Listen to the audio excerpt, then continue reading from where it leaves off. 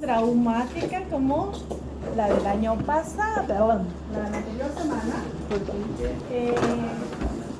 traumática, sino que bastante concierto hubieron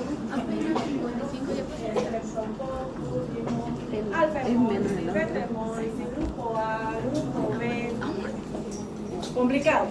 Sin embargo, para que vamos ayudándonos a entender toda esta parte, tienen la primera tarea. Van a realizar, como ven en imágenes, resúmenes que les va a ayudar para estudiar. ¿Sí? Vamos a empezar con Coccus gram positivo.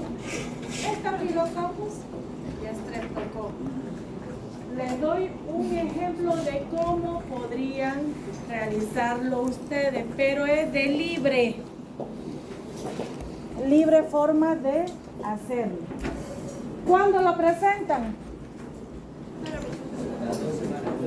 2 semanas. Fin de año.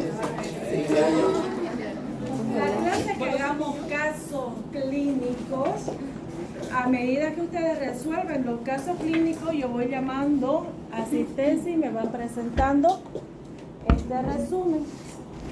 ¿Cuándo es caso clínico? 23 de abril.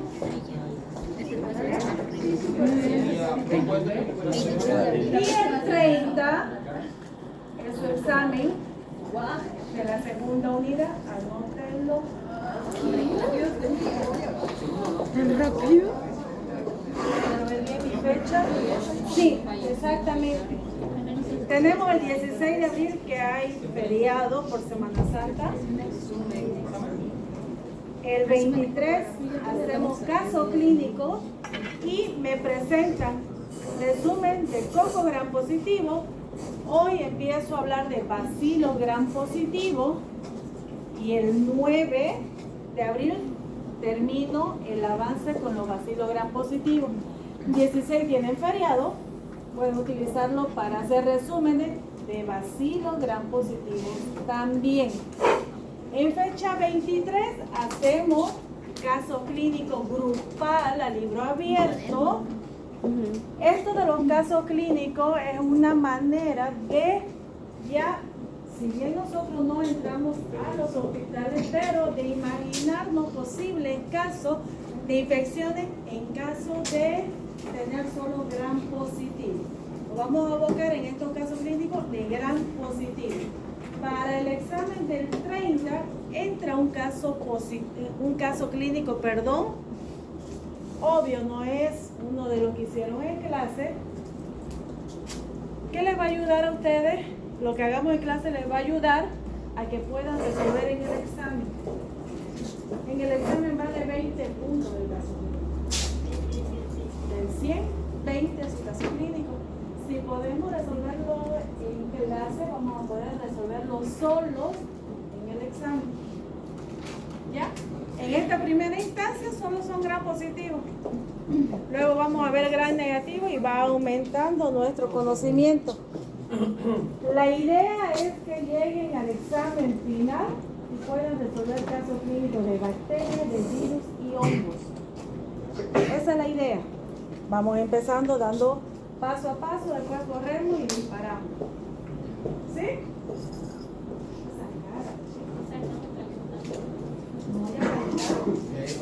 Ya calentaron. Ahora ya empezamos ya el toquecito. ¿Sí? Entonces, lo del 16 ya no. El 16 no hay clase.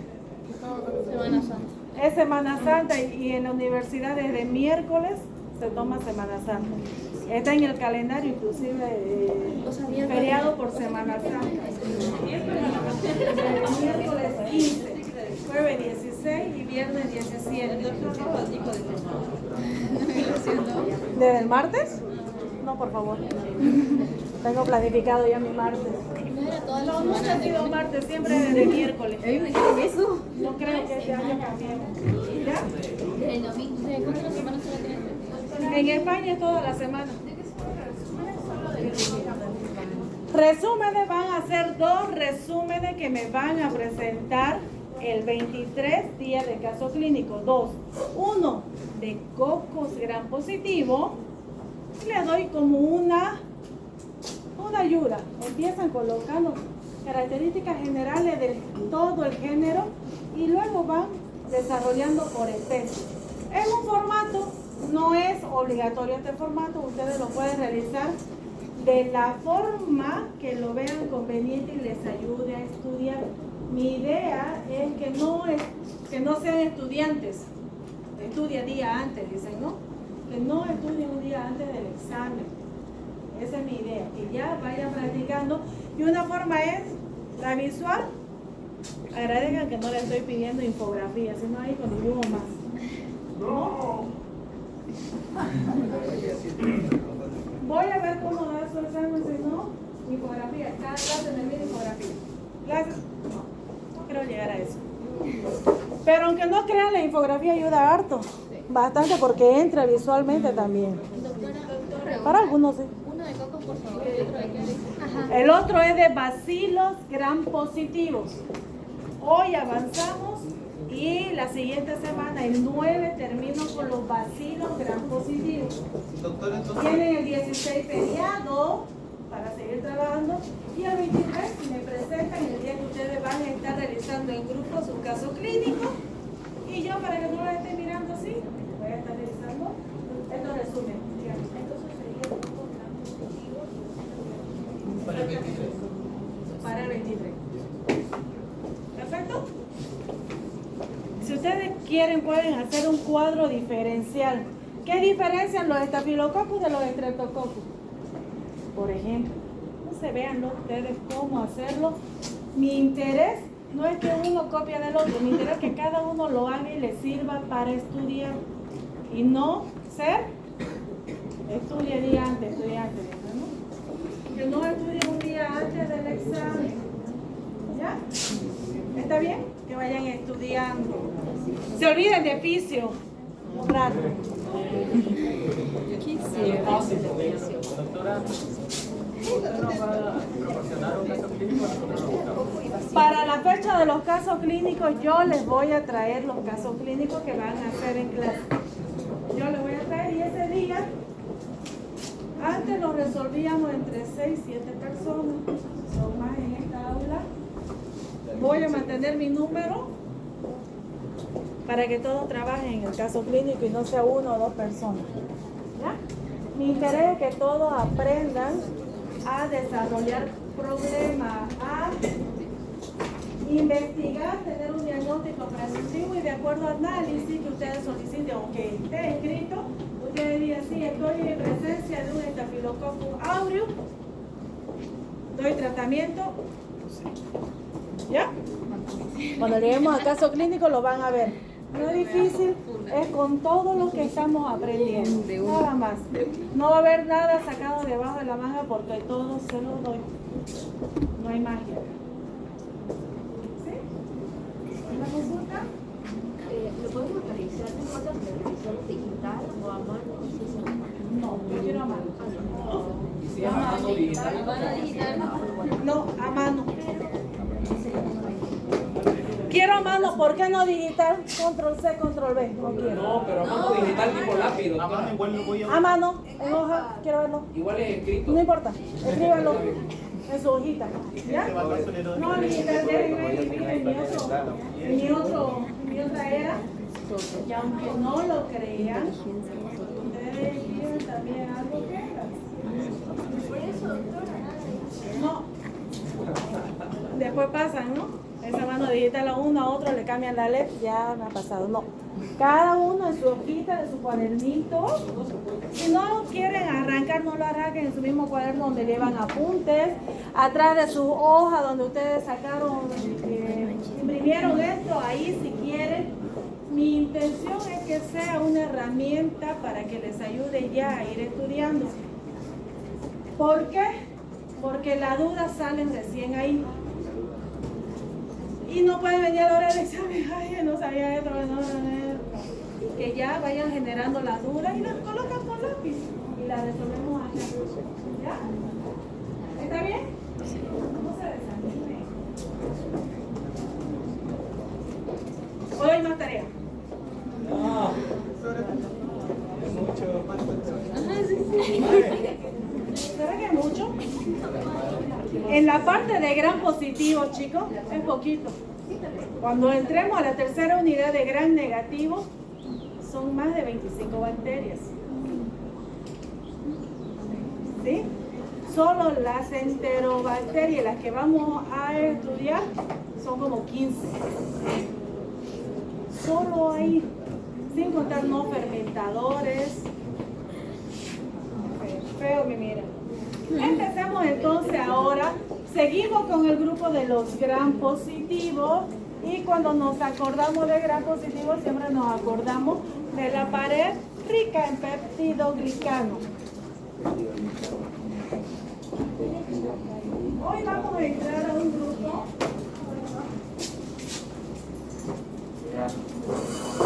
Vamos a entrar a un grupo que tiene otra forma ahora.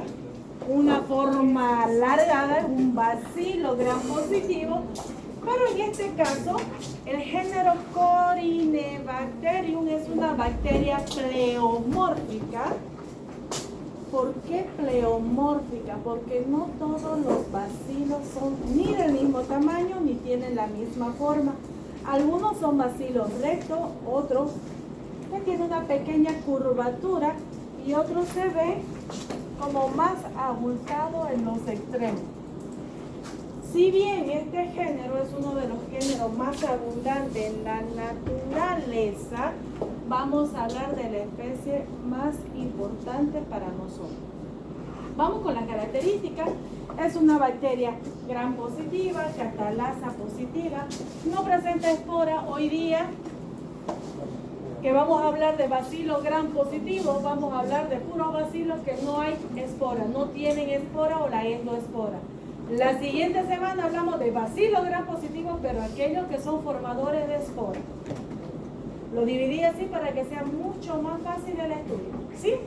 Bacilo gram positivo, catalasa positiva, no presentan espora, carece de motilidad.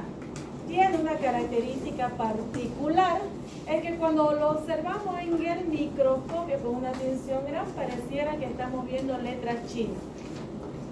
O se forman o se sitúan formando una B o una Y. ¿Ya? Esa es una característica. Son aerobios o anaerobios facultativas y hay pleomorfismo en esta bacteria. Significa que vamos a ver más de una forma. Tal vez un bacilo recto, tal vez un bacilo mucho más corto, tal vez un bacilo con los extremos abultados o puros.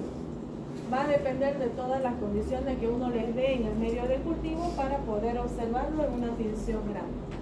Es uno de los gérmenes que podemos encontrarlo en abundancia en la naturaleza. La mayoría son beneficiosos para nosotros, más de 50 especies, pero uno solo es el que causa una enfermedad gracias a una potente exotoxina. Y es el Corynebacterium diphtheriae. Está con rojito, está subrayado, de ese vamos a hablar hoy día. ¿A qué le suena el diphtheriae? Exactamente. El hábitat de estas Corynebacterium está en la naturaleza, suelo, agua, productos alimenticios. Algunas especies son conocidas por sus efectos patógenos en humanos y otros en animales.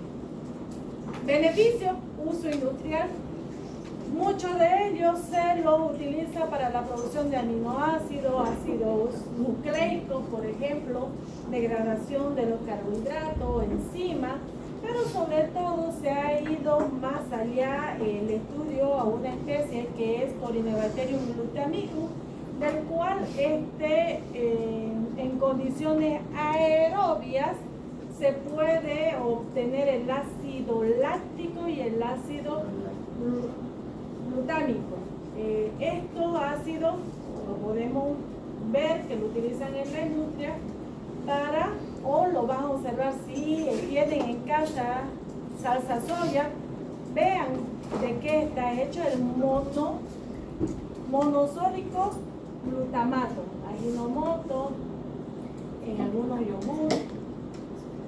Es más, algunos autores indican que pueden sintetizar gracias al ácido glutámico el etanol y podría convertirse en una bacteria utilizada para obtener carburante, ¿no? Algunos autores lo denominan así. Vamos a hablar entonces de la especie que es patógena. Es patógena siempre y cuando sea productor de una toxina, una exotoxina difterica. Estamos hablando de Corynebacterium diphtheriae, es un bacilo que puede ser recto, curvo y que, si ustedes lo observan bien, presenta unos gránulos en el interior que están distribuidos de forma irregular. Esta es una característica que nosotros podemos observar en una tinción de anilina. Me ayuda mucho para hacer un diagnóstico precoz, para tener un resultado antes de que salga el cultivo. También llamado como bacilo de Klepp-Loeffler, gracias a sus descubridores por allá por el año 1880 y algo, mucho. Eran un patólogo y un biólogo, déjenme acordarme el nombre, Edwin Kleps y Friedrich Loeffler. Gracias a él y su descubrimiento, que también se lo conoce como bacilo de Klepp-Loeffler. Corynebacterium diphtheriae es entonces una bacteria gram positiva, aerobia, anaerobia facultativa, en ambos casos catalasa positiva y quimio organotrofa. ¿Se acuerdan qué significa eso? Órgano Trofa. que consume otros nutrientes para presentarlo.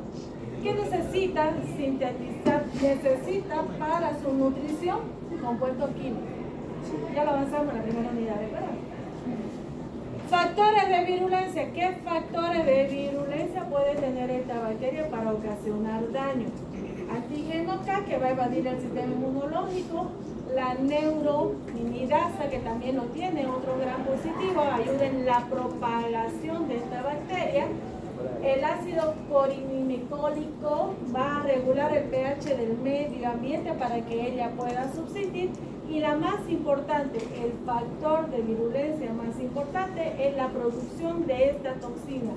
Una potente exotoxina A, B, que son sus codificadores, vamos a decir. Produce daño, inflamación y necrosis. Produce una pseudomembrana en la faringe, dando un tejido necrótico. Estas son las enfermedades que podría causar Corynebacterium diphtheriae.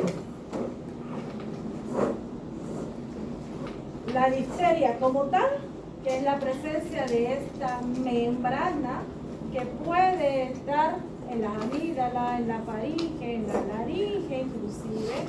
Mi preocupación son sobre todo los niños pequeños porque su aparato respiratorio es mucho más delgado, mucho más angostito, y al producir esta membrana puede dejar de respirar, ¿ya?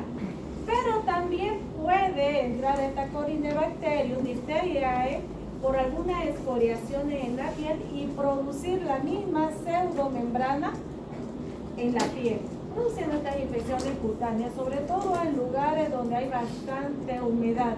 Se forma la pseudomembrana y no sana nunca. Pocos los casos, pero ustedes lo pueden también ver.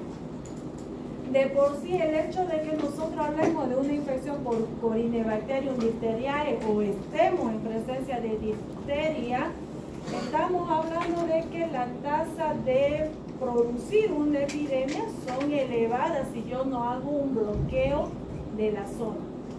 Hay 4 biotipos de Corynebacterium diphtheriae y estos biotipos se han clasificado de acuerdo a las características que ellas tienen cuando crecen en un medio de cultivo o la forma de presentar la enfermedad. De los 4, midi, intermedio, gravis y del panti, gravis es el más complicado. Si tiene este biotipo el paciente, la presentación de la enfermedad es mucho más complicada. ¿Cómo es que va a producir la difteria. De ya, Corynebacterium diphtheriae podemos tenerlo todo, está en el medio ambiente. Estamos rodeados de esta bacteria. Pueden tenerlo ustedes en las fosas nasales, puede estar en la piel, puede estar sobre los alimentos. Sin embargo, para que pueda producir la enfermedad de difteria, sí o sí necesita producir la exotoxina o la toxina diftérica. Sí o sí. Si la Corynebacterium diphtheriae que ustedes tienen no produce la toxina, ustedes no se van a enfermar. Necesito que esa pueda producir la toxina. ¿Sí? Pero, ¿y qué es lo que hace esta toxina? Va a inhibir el síntesis proteica, ocasionando la destrucción celular. Inclusive esa pseudomembrana que de inicio es blanquecina o amarillenta, se va haciendo parduzca al paso del tiempo. Para que esta bacteria pueda producir esa exotoxina va a depender de quién, de un fago. ¿Recuerdan que era un fago? Se lo pregunté, creo, en el examen. Es un virus que parasita bacterias. También es el mismo. Bacteriófago o fago. ¿Ya? Es un virus que parasita bacterias. Este fago debe ser portador del gen que va a ayudar a producir la toxina. Si no ingresa este fago, usted no tiene la enfermedad. Ingresa este fago, portador de este gen para que se produzca la toxina, se van a propagar por gotas microscópicas, respiratoria, al hablar, al toser. Esa es una forma de transmisión de la difteria. Ingresa esta bacteria y se va a multiplicar en el lugar. Ya hay una bacteria productora de toxina de tipo AB, con estos fragmentos AB, se va a absorber en la mucosa, va a provocar la destrucción del epitelio y va a producir una respuesta inflamatoria parcial. Va a haber linfadenopatía, va a haber edema, y vamos a observar ahora cómo. Se va a dar origen a esta pseudomembrana. Difícil que ustedes lo puedan confundir con una faringoamigdalitis estreptocócica. Muy difícil. Se presenta esta pseudomembrana que no es más que la coagulación de estos espesos fibrinopurulentos, nada más. ¿Cómo? ¿Tiene consistencia así? ¿Dura? Es dura. Y como les decía, nuestra mayor preocupación son los niños pequeños, puesto que no los dejaría respirar. Entonces, en ese caso, yo la podría sacar la pseudomembrana. El hecho de retirar esta pseudomembrana van a romper los vasos sanguíneos y van a producir un sangrado importante en el paciente. Complicada la cosa. Fácil sería saco y puede respirar. Produce bastante sangrado el hecho de solo retirar esta pseudomembrana. De ahí la importancia del estudio de Corynebacterium diphtheriae, siendo la única especie patógena para el humano, de todas las que hay, ¿no?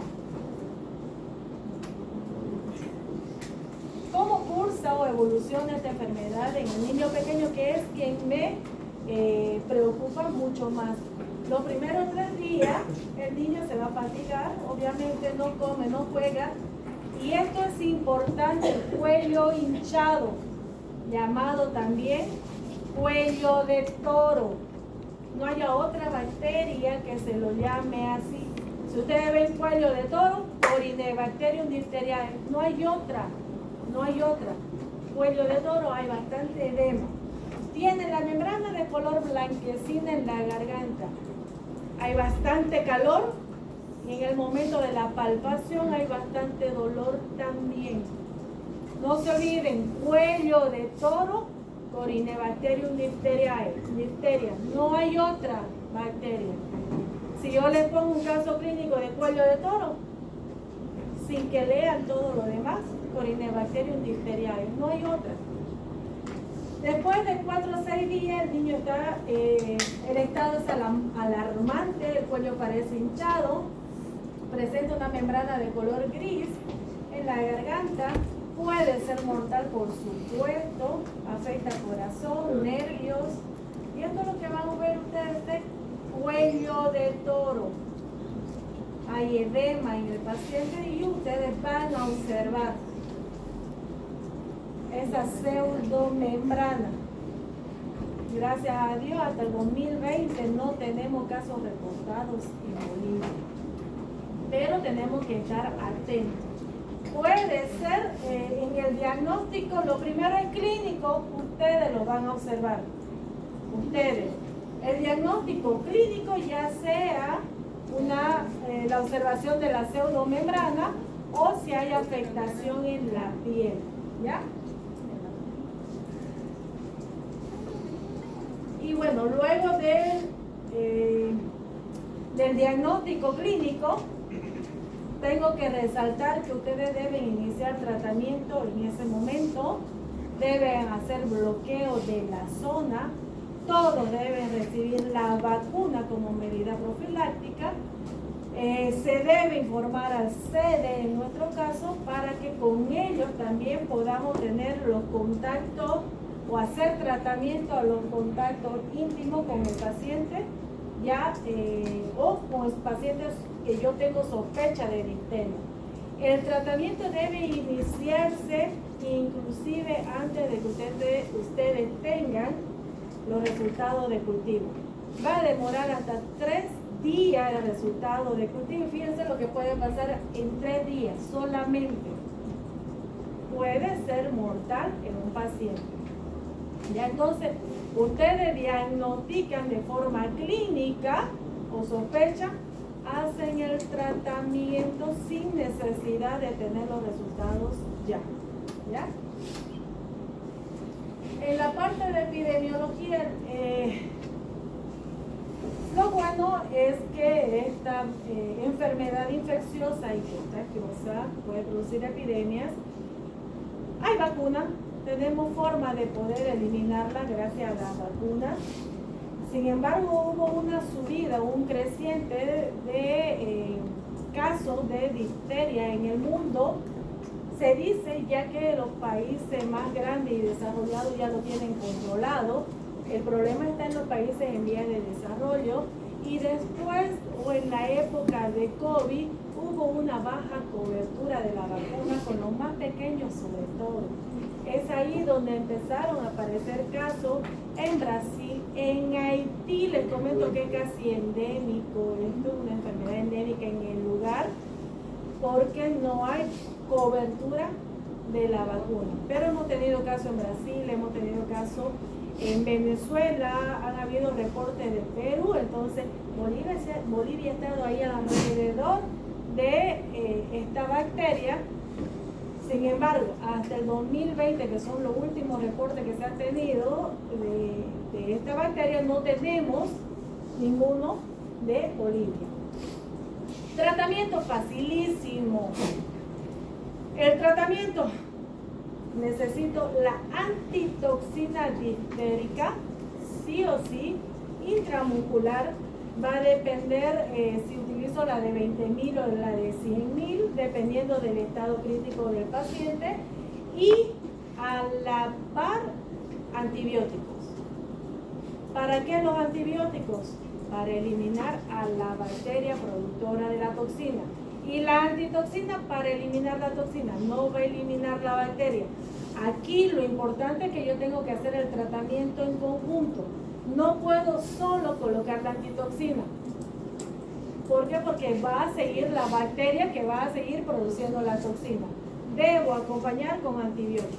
Y no solo antibióticos. ¿Por qué? Porque va a eliminar la bacteria, sí, pero ya la toxina está presente y está haciendo su función. Entonces debo acompañar con la antitoxina diftérica y con antibióticos. Penicilinas, buenísimo, ¿no? Todavía podemos utilizar la penicilina. Paciente alérgico, eritromicina. ¿Y esa toxina paciente? No. La antitoxina no siempre es de fácil acceso. Muchas veces la tenemos que traer o de la Argentina o del Perú. A veces hay, cuando ya hay un caso sospechoso y hay que hacer un bloqueo, se tiene que mandar a pedir varios.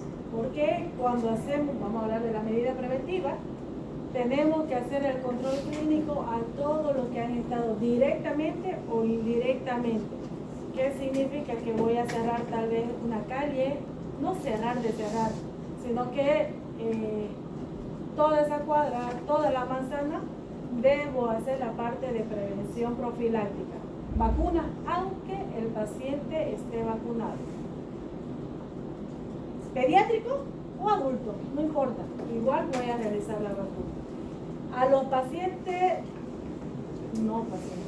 a los que han entrado en contacto íntimo en casa tal vez, un control clínico durante 7 días, se les solicita también cultivo y también se realiza un tratamiento con antibióticos de forma profiláctica.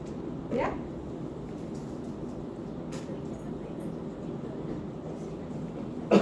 La antitoxina, dependiendo del estado del paciente, o 20.000 o 100.000 unidades. ¿Ya? Eso es intramuscular, una sola dosis. El control o profilaxis está entonces basado en la vacuna que todos tenemos y está dentro del programa de inmunización. Tenemos la pentavalente, que me va a cubrir difteria, tétano, coqueluche, hepatitis B. La neumonía por neumococo. ¿Recuerdan cuál era el neumococo? Neumococo. Streptococcus pneumoniae. Ese es el neumococo. Entonces ya estamos teniendo la cobertura también para el neumococo. Y la meningitis por Haemophilus influenza tipo B, que es el que presenta cápsula y el más importante. Esa es la vacuna que se da los primeros 6 meses, las 3 dosis de intramuscular, y luego la cuarta dosis hasta casi sus 2 años y la quinta dosis a partir de los 4 años. Tenemos el de los adultos que puede estar combinada con la del tétano también. Diga. Para que no les duela al sentarse o cuando usted lo sujeta. Claro. Por eso, no, por eso la piernita, porque ellos, usted lo siente y le va a doler, o cuando usted lo carga, también lo sujeta de las manitas, ¿cierto? Al cargar, entonces le va a doler también. Ahí esa zona, aunque le duele al mover la piernita, cuando ustedes sean mamá van a preferir ustedes que les pongan, porque le ponen en las 2 piernas. Pero lo va a librar de todo esto, ¿no? Hablemos de otro género, el género Listeria, que también tiene bastantes especies, sin embargo, una también es la más importante. Seguimos con los bacilos gram positivos. En este caso ya son más uniformes estos bacilos gram positivos, son bacilos rectos que pueden crecer de a 2 o en cadenas cortas. En este caso, este bacilo gram positivo presenta flagelo perítrico que va a condicionar que la bacteria pueda dirigirse a varios lugares. Hasta 5 flagelos, pero este flagelo les va a dar la movilidad a 25 grados, pierden a 37 grados centígrados, inactivan su flagelo a esa temperatura, son anaerobias facultativas, catalasa positiva, oxidasa negativa. La única especie patógena de este género, Listeria monocytogenes. Listeria monocytogenes. Entonces hablemos de esta bacteria que tiene un grupo de riesgo importante. Si nosotros llegamos a tener alguna infección por esta bacteria, no va a ir más allá de una diarrea que va a durar unos 3 días. ¿Ya? Hablemos entonces de Listeria monocytogenes. Es un bacilo gram positivo con presencia de flagelos 5 al menos, no presenta esporas. Seguimos con el grupo de bacilo gram positivo sin espora, móvil a 25 grados centígrados por su flagelo, pero inmóvil a 37 porque a esa temperatura quedan inactivados estos flagelos. Produce fermentación láctica y bacteriocina, que son toxinas que matan a otras bacterias. ¿Cómo se transmite esta enfermedad por esta bacteria? Alimentos, verduras crudas o mal desinfectadas, leche no pasteurizada, o alimentos, vamos a decir, que son hechos de forma casera y que no sabemos si fueron pasteurizados. Muchas veces algunos jugos de fruta que venden envasados, lo hace mi amiga, es delicioso comprarlo, pero tal vez no fue pasteurizado. Como les digo, en personas sanas como nosotros, entre comillas, tal vez no va a dar una diarrea que no va a durar más de 3 días y tratamiento e hidratación. Pero sí hay un grupo de riesgo importante que podría ocasionar bastante daño. Estamos hablando de las mujeres embarazadas. ¿Por qué? Porque esta bacteria, por la alimentación que ella tiene de estos alimentos contaminados o crudos, podrían infectar a su feto. Puede haber un riesgo de parto prematuro o la muerte fetal intrauterina. Si no existe eso, tal vez puede acarrear el daño una vez nacido este bebé. Nace el bebé y recién puede conferirle daño, puede producir una meningitis, sepsis. Entonces seguimos que como personas de riesgo podemos tener los extremos de la vida. Pacientes adultos mayores y los recién nacidos son personas que tienen alto riesgo de llegar a tener la listeriosis. Y también los inmunodeprimidos. Hablemos entonces de la listeriosis, la infección producida por Listeria monocytogenes. Dos formas de listeriosis humana perinatal. La primera la tenemos el síndrome de inicio temprano. Esto se da cuando esta bacteria infecta en los últimos meses de gestación. Hay una infección intrauterina y el paciente llega a tener una granulomatosis infantiséptica o sepsis neonatal, como ustedes quieran aprendérselo. Ese es el problema. Al tener sepsis estamos hablando que la bacteria está en todo su cuerpo, en todos sus órganos. La mortalidad está por arriba del 50% de este recién nacido que tuvo esta infección de forma intrauterina y empezó a manifestar los síntomas desde el inicio de su vida. Desde que nació, estuvo al ambiente, vamos a decir, ¿no? El niño corre riesgo de morir antes de nacer o de nacer prematuro y estar afectado por la enfermedad. Septicemia asociada a meningitis, lesión en el hígado, forman granuloma, absceso, produce neumonía y de ahí es que la mortalidad supera el 50%. Pero también tenemos la otra forma, el síndrome de inicio tardío, que esto se da desde la tercera semana, desde el nacimiento hasta la tercera semana de vida y va a manifestar casi los mismos síntomas. Ustedes van a observar un paciente séptico, un paciente donde va a haber una meningitis por esta sepsis. La bacteria está en este recién nacido circulando. La mortalidad también es significativa en este caso. Personas sanas expuestas a esta listeria pueden enfermar o no. Los que se enferman van a tener una gastroenteritis febril de 1 a 3 días. Tratamiento, hidratación hasta que salga la bacteria. ¿Ya? De ahí que yo les decía, las personas clave para que puedan llegar a tener, o personas que son de riesgo para tener esta listeriosis. Tratamiento, lo bueno es que también son susceptibles a las penicilinas, podemos utilizar peni o ampicilina.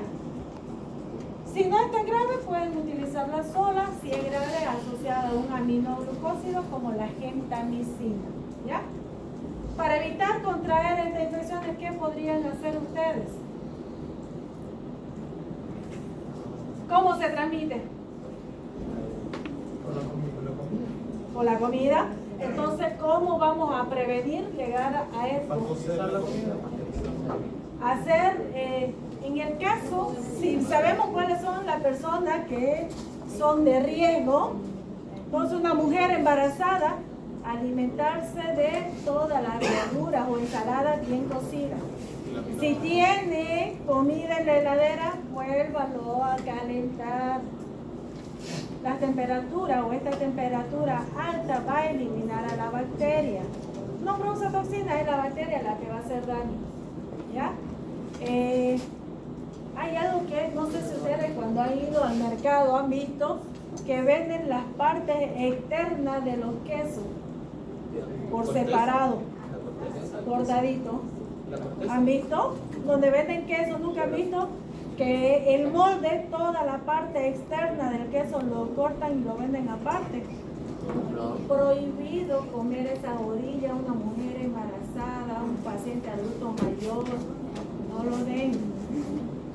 Porque puede tener estas consecuencias de la listeriosis.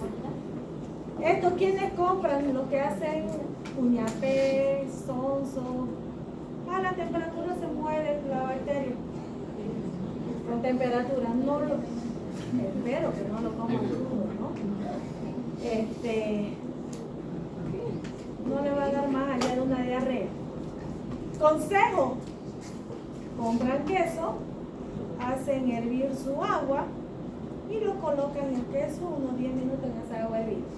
Lo sacan, No se va a deshacer. no se deja. Absorbe el agua y lo deja secando.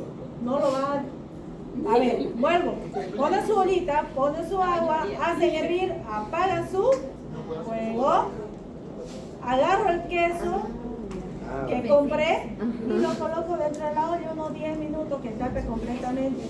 No solamente voy a matar este tipo de bacterias, sino aquellas que si el queso no estaba tapadito y vino varias mosquitas, bacilo gram negativo, Escherichia coli, salmonella, sobre todo, va a eliminar con temperatura. Salmonella muere con 60 grados, 70 grados de temperatura, mueren estos bacilos gram negativos. Ponen el queso, unos 10 minutos, lo sacan, dejan que escurra esa agua y lo meten ya a su heladera bien tapadito. Consejo. Y no varía ¿El sabor? No, para nada. Para nada. Y el lavado de manos. Es importante el lavado. ¿Qué tal? Ustedes hicieron todo eso al queso y no se lavaron bien las manos. Lavado de manos, no me voy a cansar de lavado de manos, buen lavado de manos desde casa. ¿Ya? Hablemos del último género hoy día. Género Gardnerella. Bonito se escucha, ¿no? Gardnerella. Vamos a empezar diciendo que los genitales, hombres, mujeres, tenemos N cantidad de bacterias que viven ahí de forma habitual. En el caso de las mujeres tenemos Gardnerella vaginal viviendo tranquila en ese lugar. ¿Cuándo me produce una infección?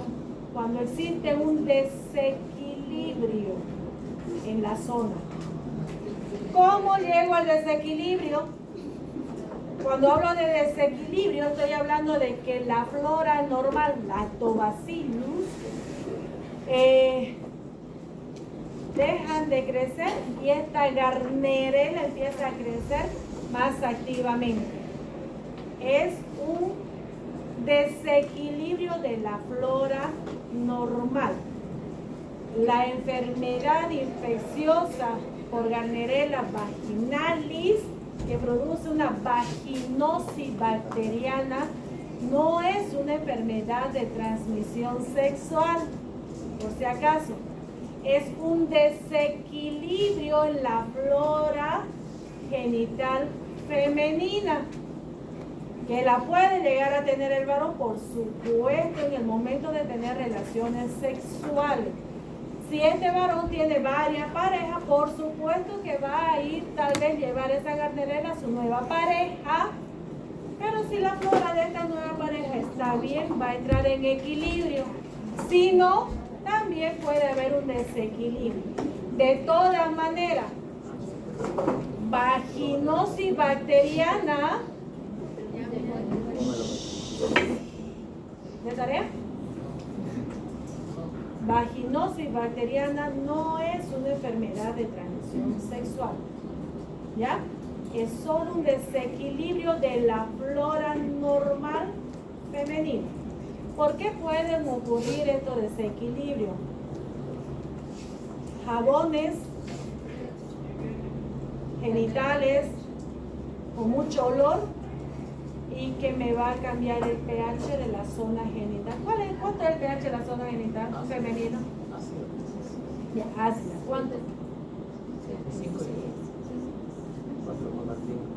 3.8 a 4.2.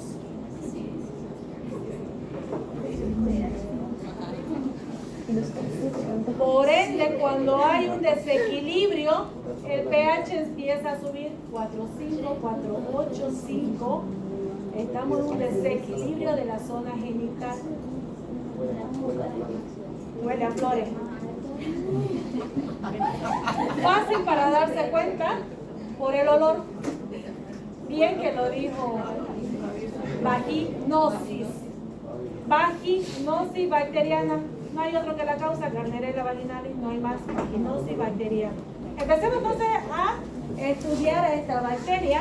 Es un bacilo, chicos, es un bacilo implicado en la enfermedad denominada vaginosis bacteriana, que está caracterizada por este desequilibrio de la flora saprófita. Ya les mencioné por qué puede haber ese desequilibrio y donde va a haber una cantidad de secreción que la mujer va a poder observar cuando presenta síntomas, pero también puede ser asintomática, ¿no? La bacteria es una anaerobia, es inmóvil, no presenta cápsula ni espora. Antes era conocida como Haemophilus vaginalis, su hábitat natural, vagina humana.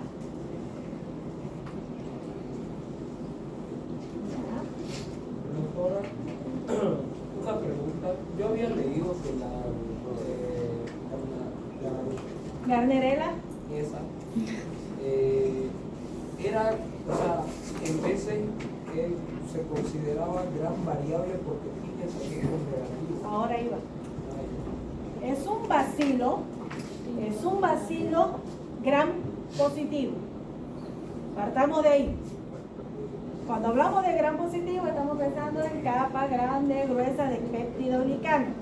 Ustedes van a encontrar alguna literatura que le dice es gram variable. ¿Por qué? Porque muchas veces nosotros en la tinción gram lo vamos a observar como gram negativo.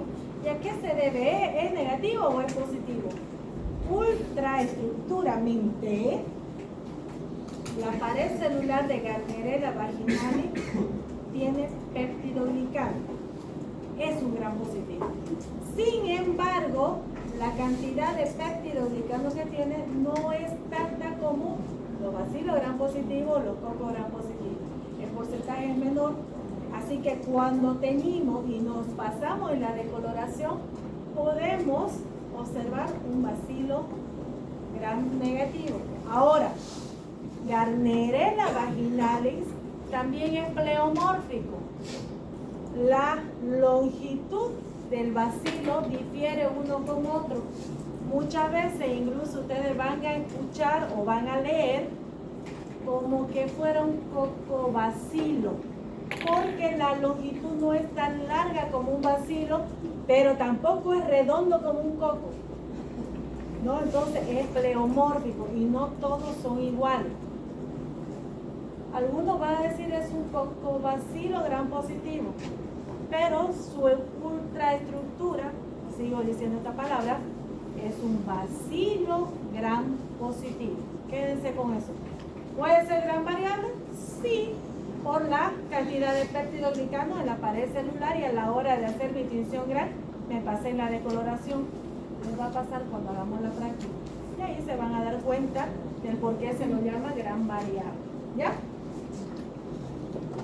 Vaginosis bacteriana es la principal causa de esta secreción y el mal olor. ¿A qué huele? Fabio sabe a qué huele.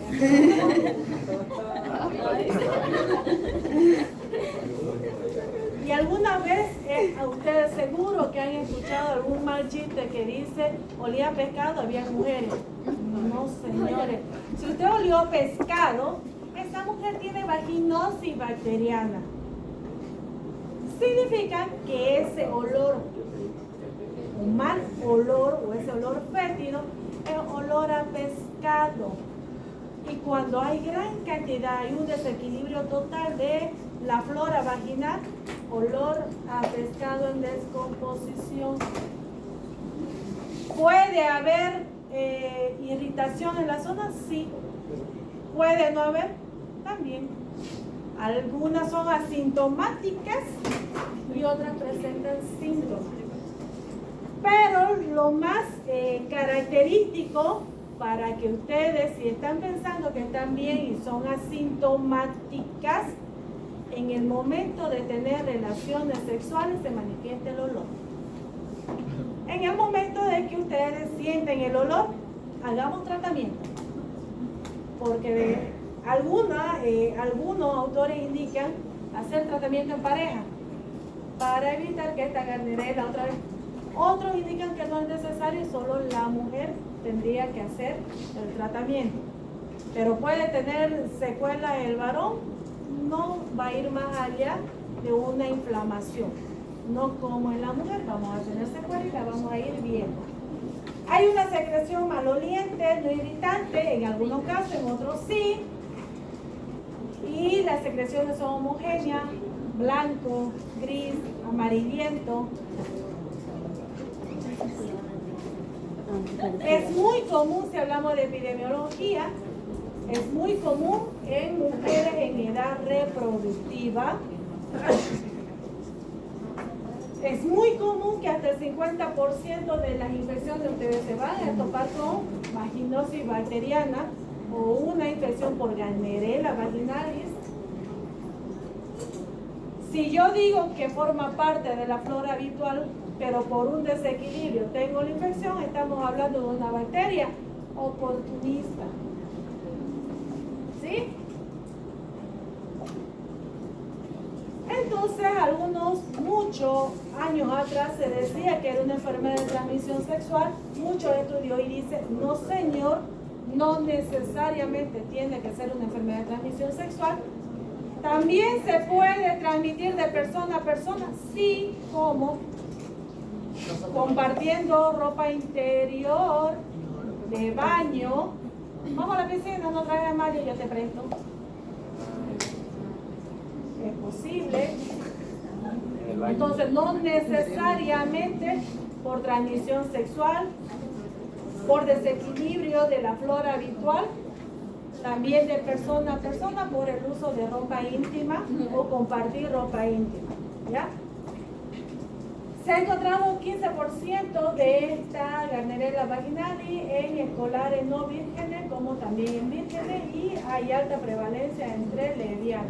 No es una enfermedad de transmisión sexual, valga la aclaración nuevamente. Sin embargo, el hecho de que ustedes tengan una infección genital abre las puertas, no las piernas, la puerta para que ingrese cualquier microorganismo que en sí pueda producir una infección de transmisión sexual.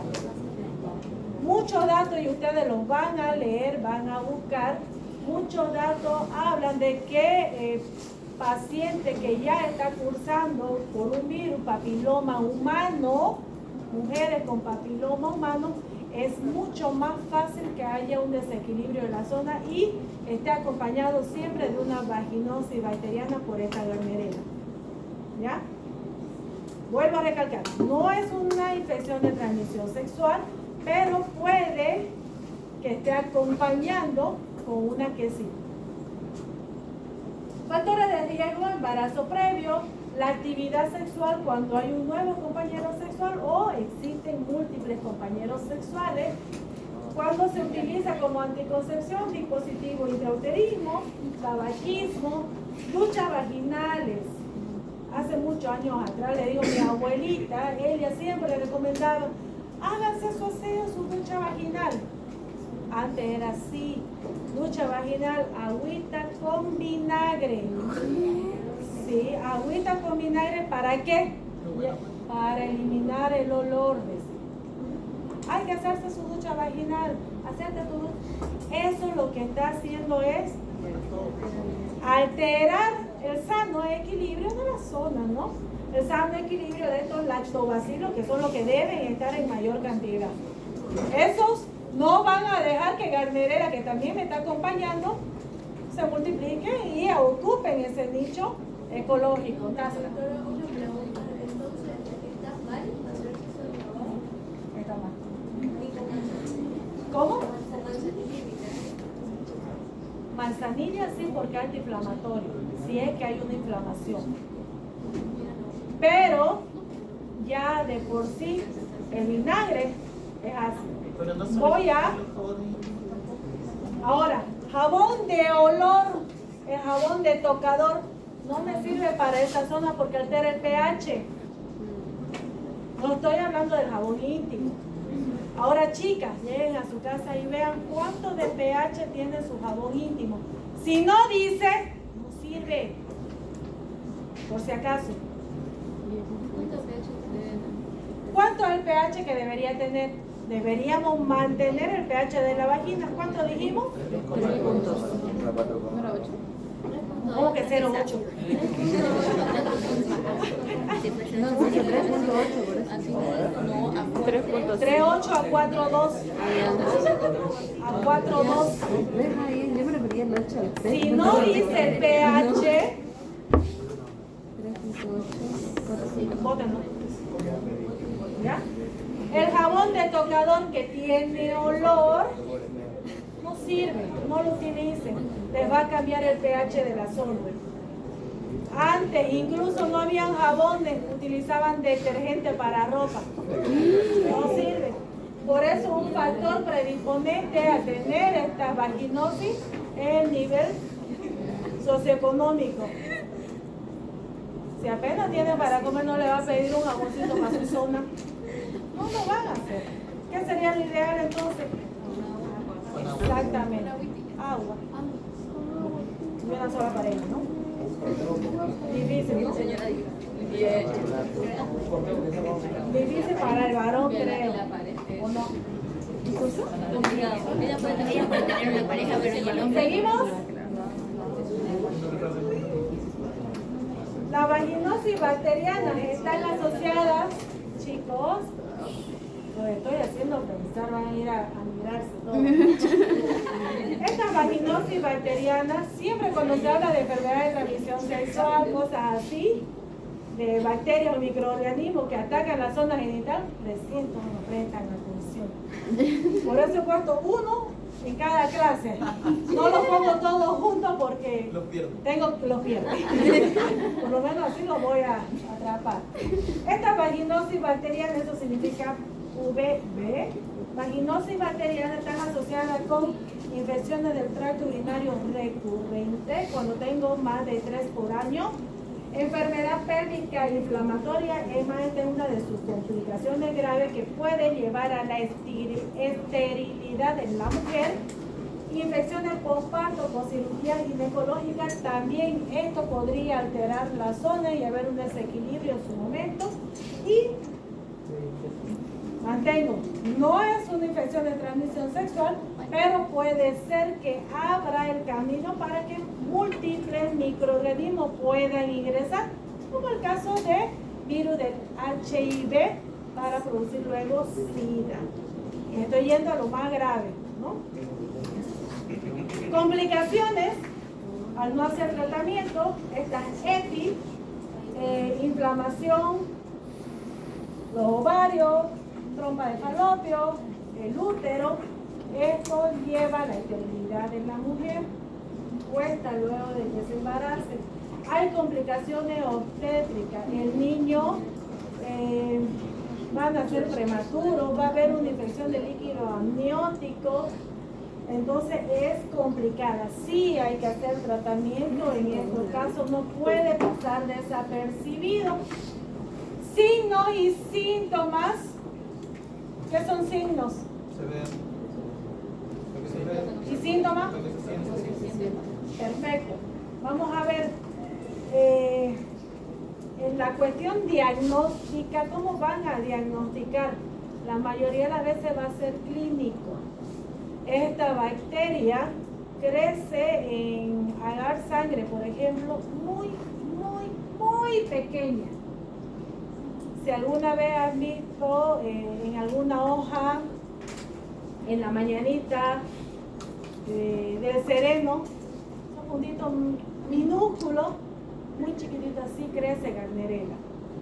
Y va a crecer acompañada de toda la flora habitual. Entonces a veces se enmascara, es muy complicada llegar a cultivarla.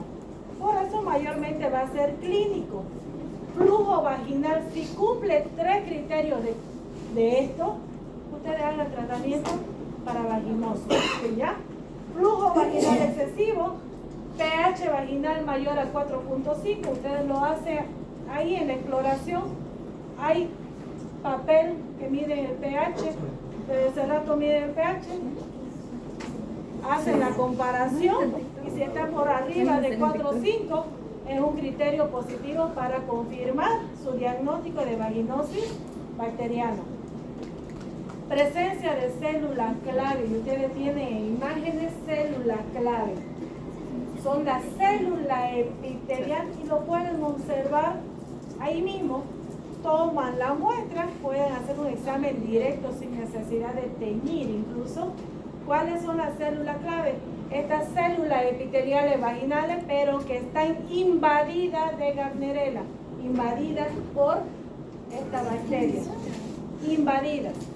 Al menos el 20% de las células epiteliales que están en su muestra, si cumple 20% de 10,2, ustedes ya hagan tratamiento, chicos, ¿ya? Y el olor a pescado, sobre todo cuando yo le coloco el hidróxido de potasio, ahora les voy a mostrar. Para ser indicativo vaginosis, más del 20% de las células epiteliales en su preparación deben ser células guía, como la que ustedes están observando en pantalla, ¿ya? Más del 50% de mujeres con vaginosis pueden estar sin síntomas. Otros síntomas, la descarga vaginal profusa, gris o blanquecina, picazón, irritación, dolor durante las relaciones sexuales y no hay lubricación en la mujer, por eso también le duele. Y el olor característico durante la relación sexual.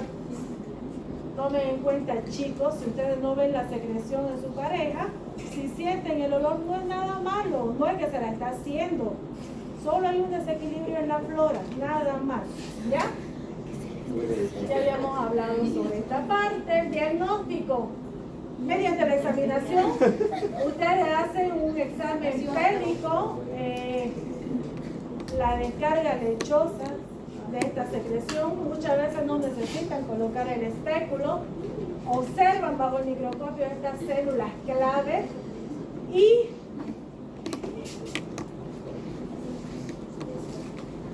no necesariamente van a oler así. Cuando acercan de esta forma, cuando no sienten olor, entonces no sería esta bacteria la que está produciendo la secreción en su paciente, sería otro. Usted agregó, hace la prueba de WIF. ¿Qué es la prueba de WIF? En el examen hidróxido de potasio al 10% sobre la secreción, puede ser en un hisopo o sobre un portaobjeto, una gota, y se acerca a oler. Si es que no sienten el olor, no necesitan, el olor a pescado es fuerte. A veces ni adicionando el hidróxido de potasio. Es fuerte, ¿ya? Con esto ustedes ya pueden diagnosticar su vaginosis bacteriana y hacer el tratamiento. ¿Cuál sería el tratamiento? Metronidazol y clindamicina. Antes se usaba la ampicilina, hoy resistente más del 90%, ni por si acaso. Clindamicina hoy en día, por 7 días. Por 7 días. Vía oral y en crema vaginal.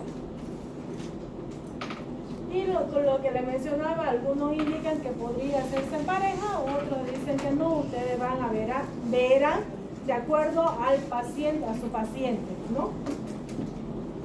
¿Cómo van a prevenir? ¿Cómo van a prevenir una vaginosis, chicas?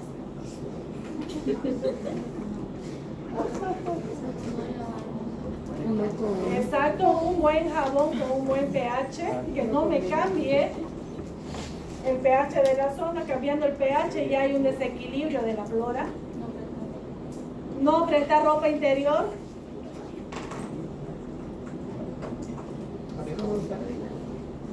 Yo hoy día podría decirle que deberíamos hacer normal, debería ser normal si cuando yo empiezo una relación con una pareja, antes de tener mi primera relación sexual con esta pareja, pedir análisis de todo tipo de microorganismos. Hay una pandemia de VIH, Hay varios. Pero está bien. Siempre hubo, les cuento en VIH. En VIH, les cuento, un año, una niña, es complicado, ¿no?, dar este tipo de noticias, una niña de la promoción positiva. Por cada paciente con VIH hay que contar días alrededor. Se consulta qué fue con quiénes para poder avisar a todos. Bendito viaje de promoción. Casi toda la promoción de un colegio, todos positivos a VIH. ¿Pueden vivir sin problemas? Sí. Por supuesto que pueden. ¿Pueden mantener otras relaciones sin contagiar? Sí. Bajando los niveles del virus, sí. Pueden llevar una vida normal. Sin embargo, una vez ingresa este virus, nunca más sale. Lo tiene para toda la vida. ¿Y cómo voy a llevar a que este virus no se replique tanto para no poder contagiar? Tomar tratamiento de por vida. ¿No? Entonces, yo sigo, me mantengo y me sostengo. Debe ser normal el hecho de que ustedes pidan a su nueva pareja estudios, exámenes de infecciones de transmisión sexual. Le doy un tips.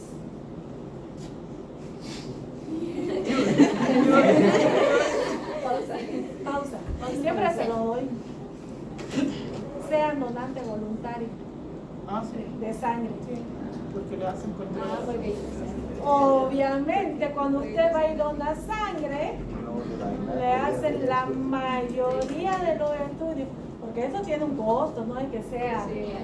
Si usted es donante voluntario, no le cobran un solo peso.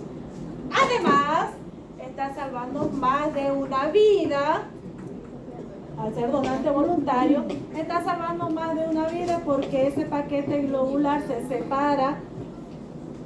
Esa sangre total se separa en paquete globular, en plasma fresco congelado, en plaquetas o concentrados de plaquetas. Entonces, a más de una vida va a salvar su donación de sangre.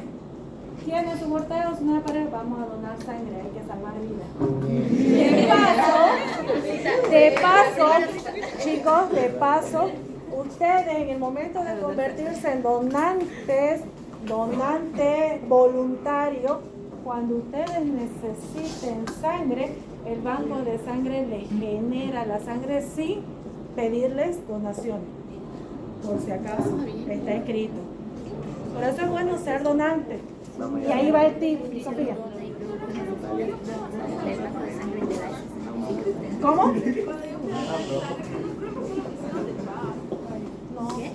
Y también depende del formulario. Ya. Cuando ustedes son donantes voluntarios, le van a hacer una serie de preguntas, ¿cierto? ¿Qué es necesario? Al donante voluntario no se le dice no, a no ser que pese menos de 50 kilos. O si usted tiene un tatuaje que se ha hecho no menor a 6 meses. Un año usted puede ser donante ya, porque pase un periodo de ventanas. Lo vamos a hablar en virología esta parte. ¿Ya? Vayan, donen sangre y lleven a su pareja, salvan vida y de paso. Entonces ya sabemos de prevención.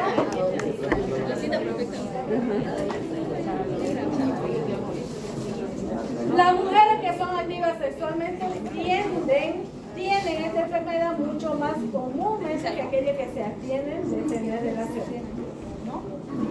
Y ahí un cuadro para que ustedes lo repasen, haciendo una comparación entre Trichomonas vaginalis, que es un parásito, en candidiasis, que es producida por una levadura, y esta vaginosis bacteriana por Gardnerella. ¿Sí? Ya